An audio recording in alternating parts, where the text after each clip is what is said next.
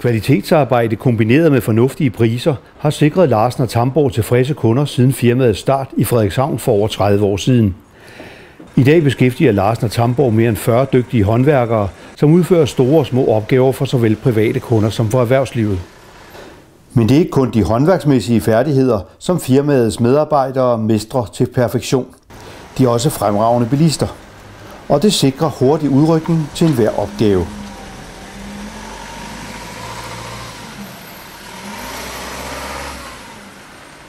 Og det er ikke tilfældigt, at firmaets medarbejdere er gode bilister. Hver fredag ved fyraftensstid ankommer medarbejderne til firmaets hovedsæde, hvor de træner manøvrekørsel og forlæns- og baglænsparkering imellem hinanden. Chaufførerne manøvrerer de store varevogne i rolige og nøje afstemte sving, indtil de holder perfekt parkeret på parkeringspladsen. Det ses tydeligt, at det er en øvelse, medarbejderne har trænet mange gange. De har 2 minutter til at parkere de mange køretøjer. Overskrides tiden, bliver de trukket i løn. Men det er ikke sket endnu. Indimellem er det dog nødvendigt at dirigere trafikken lidt. Sig lige til Kim om at fylde op. Han skal ikke køre derover. Til Kim, han skal fylde hullet op.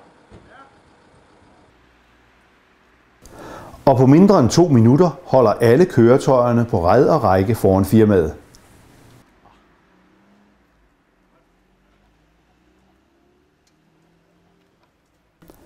Efter en kort kaffepause i firmaets kantine er medarbejderne så klar til den sidste del af øvelsen.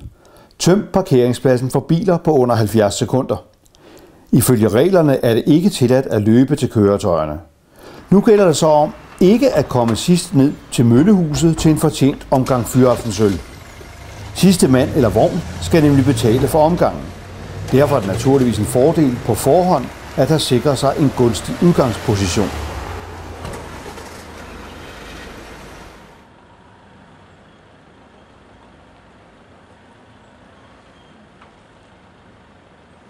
Men selvom der altså køres om en omgang øl til en betragtelig sum, tager de garvede chauffører det roligt.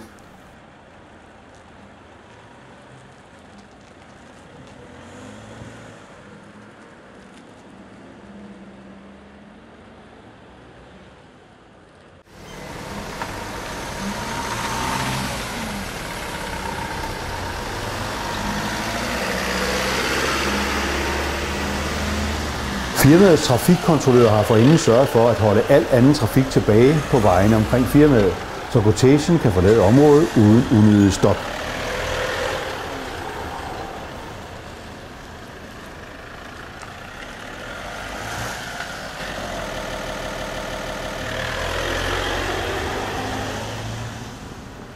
Firmaet råder også over et veludstyret værksted, hvor de opgaver, som ikke umiddelbart kan klares ude hos kunden eller på byggepladsen, bliver løst af kompetente håndværkere, der råder over de bedste maskiner til løsning af enhver opgave.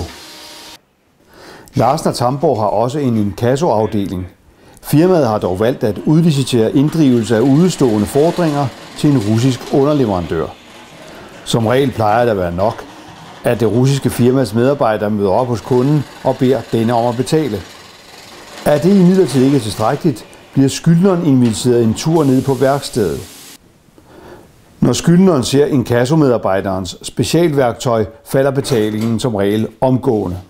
Tyveri forekommer desværre også på firmaets område. Ved flere lejligheder er suspekte typer set luske rundt mellem firmaets køretøjer. Her er en sådan suspekt type blevet fanget af et af firmaets videoovervågningskameraer. Der er tale om en hårdkogt type, blottet for nerver. Firmaets projektafdeling betjener sig naturligvis af den nyeste IT-teknologi, når tilbud skal udregnes. Selvom enkelte medarbejdere foretrækker at bruge en teknologi, som har dokumenteret sin driftssikkerhed i over 100 år. Og i Larsen & Tamborgs PR-afdeling gløder telefonerne det meste af dagen. Larsen & Tamborg. Ja, hvem skal du tale med? Ja, lige et øjeblik.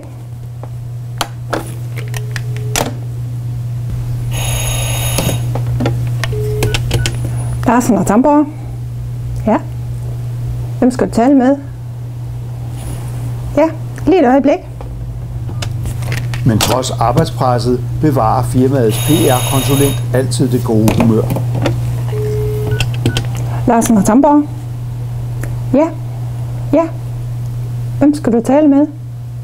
Ej, det lyder sgu da det. Nej, det skal du ikke gøre, det nej, det var simpelthen. Der kunne jeg da lige pludselig ikke finde ud af. Det var ikke lige det, vi skulle bruge så.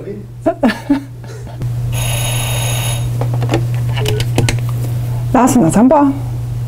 Ja. Hvem skal du tale med? Ja, det er fint. Vel? Ej, det duer bare ikke lige nu.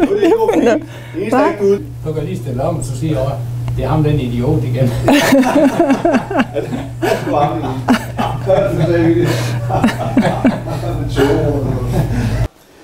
I det hele taget er arbejdstempoet i firmaet højt.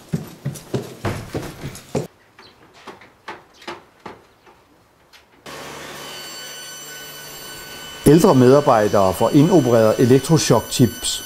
Det sikrer et konstant højt arbejdstempo. Forhenværende DR-medarbejdere er sågar observeret i løb under udførelse af kommunikationsopgaver for firmaet. Larsen og Tamborg har også kontor i Skagen og løser mange opgaver for såvel private kunder som for erhvervslivet der. Og skal en skrue skrues op og i til ære for fotografen, så klarer firmaet også det. Virksomheden kan levere alle former for døre og vinduer i træ, aluminium, mahogni eller plast. Og firmaet har egen produktion af vejrbestandige vinduer i plast. Det betyder konkurrencedygtige priser og kort leveringstid. Og firmaet betjener sig af den nyeste teknologi på området. Hvis kunderne insisterer på at få udført sort arbejde, så er Larsen og Tamborg også leveringsdygtige i det. Larsen og Tamborg har også specialiseret sig i isolering med papiruld, som blæses ind i hulmure og skunke. Det er meget effektiv og åndbar isolering, som er yderst brandhæmmende og prisbillig. Papirulden blæses ind med så stor fart, at det kan være svært at få øje på den i slangen, ikke mindst for svagt seende mennesker.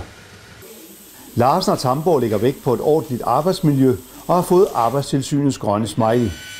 Medarbejderne bærer blandt andet høreværn, når de arbejder med støjende maskiner, ligesom de bærer moderigtige sikkerhedshjelme. Larsen og Tamborg har mange tilfredse kunder, og firmaets ledelse omtaler altid kunder og leverandører med stor respekt. Ham der er appkan, som vi handler med. Der er ingen lyd på det der. Jeg skal jo vist, du spørger lige noget. Når du vælger Larsen og Tamborg, har du garanti for at få kvalitetshåndværk til konkurrencedygtige priser og til den aftalte tid.